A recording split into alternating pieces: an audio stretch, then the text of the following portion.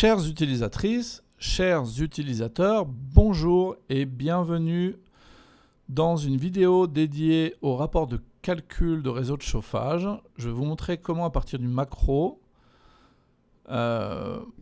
fournie par Trimble, mais vous pourrez vous-même, si vous le souhaitez, créer votre propre macro sur le même principe. Donc comment vous allez pouvoir obtenir une version beaucoup plus compacte et lisible, c'est-à-dire digeste, du rapport de réseau de chauffage. Attention, cette vidéo est strictement réservée aux utilisateurs français.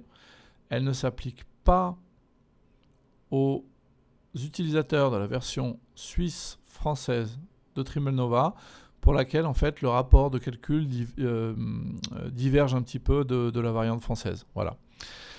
Donc, première chose, j'ai besoin bien sûr d'un réseau de chauffage qui a été calculé, dimensionné.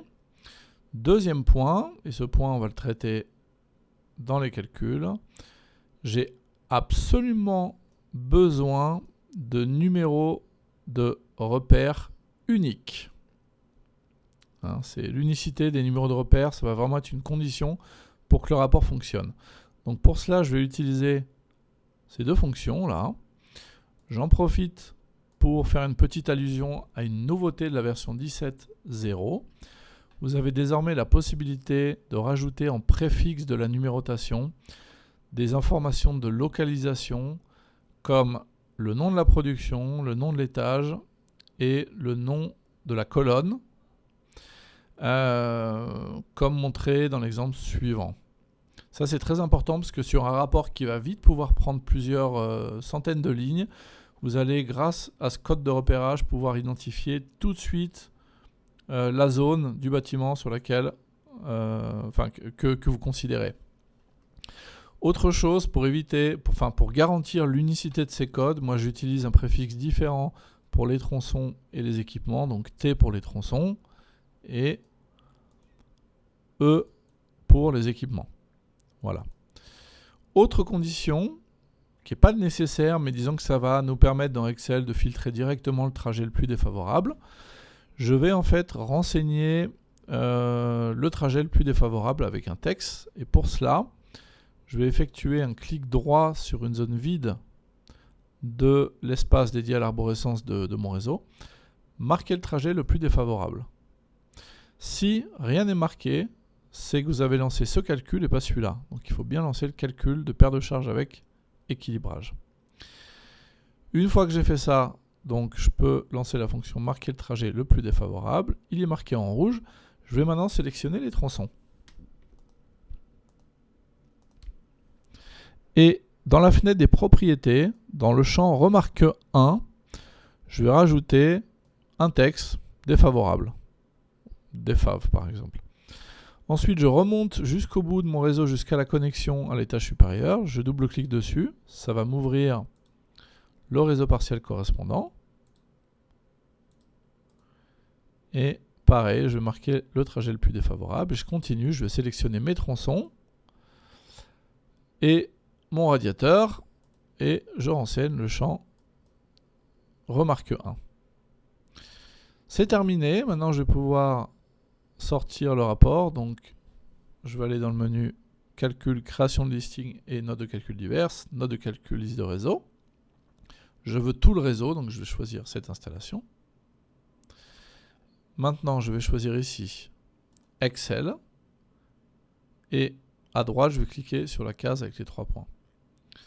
Donc, on vous propose une macro disponible depuis le répertoire documentation diverses qui est fournie avec votre version Nova. Et dans le sous-répertoire rapport de calcul de réseau de chauffage, vous allez trouver une macro qu'il faut dézipper. Alors pourquoi dans le répertoire fourni par Trimble il y a les IP? Parce que déjà ça vous évite de l'enregistrer, de perdre la macro qui est vide de son contenu à la base.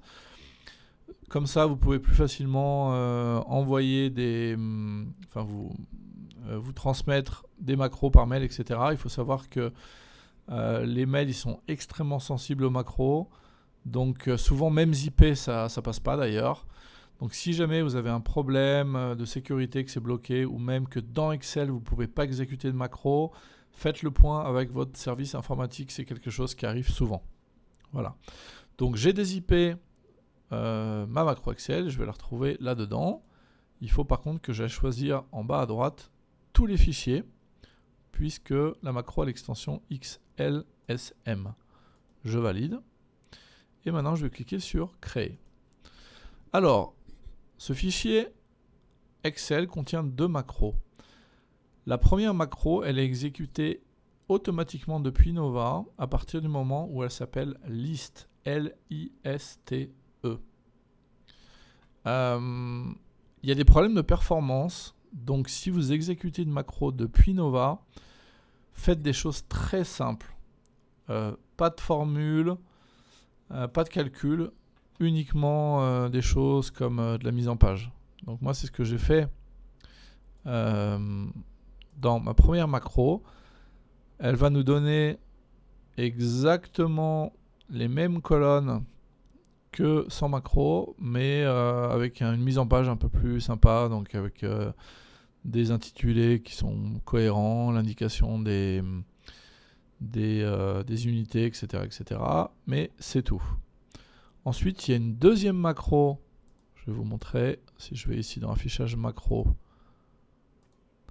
Donc, j'ai une macro qui s'appelle list, qui a été exécutée automatiquement depuis Nova. La seule condition, mis à part qu'il faut bien suivre les étapes que je viens de vous montrer, c'est que dans Excel, la macro s'appelle list, L-I-S-T-E. Et ensuite, en fait, j'ai rajouté 2 autres macros qui peuvent s'appeler comme vous voulez, que vous pouvez exécuter manuellement dans Excel. Pour cela, moi, j'ai rajouté un petit bouton là en haut à gauche. On va cliquer dessus. Clac. Et en fait, la moulinette va nous permettre d'obtenir une version beaucoup plus compacte du rapport. L'exemple que vous avez à l'écran, il a 550 lignes à peu près. Et on va jusqu'à la colonne AQ. Donc on va maintenant comparer les résultats par défaut avec la liste proposée donc, par cette macro. Donc maintenant, on n'a plus que, allez, à la louche, une dizaine, quinzaine de colonnes. Et je crois qu'on a réduit le nombre de lignes à moins de la moitié. On est à 200 et quelques. Voilà. Donc, on a enlevé des colonnes, mais surtout, on a condensé en fait tout ce qui est coup de tronçon. On a une conduite qui est faite de plusieurs tronçons linéaires et coudes. En fait, on a condensé tout ça en une seule ligne, pour laquelle d'ailleurs vous avez le nombre de coudes qui est indiqué pour justifier en fait les paires de charges, la longueur totale. Et donc voilà, on se retrouve avec une liste qui est beaucoup plus agréable et claire à lire. Vous pouvez directement filtrer le réseau partiel ici. Grâce au numéro de repère, vous pouvez tout de suite identifier où vous vous trouvez dans votre projet.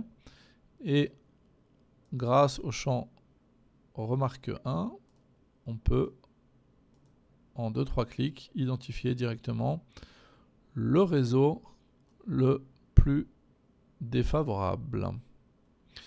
Voilà donc pour cette petite présentation. Vous pouvez bien sûr créer votre propre macro. Si vous avez besoin de plus d'informations sur le sujet, n'hésitez pas à contacter notre support technique. À très bientôt.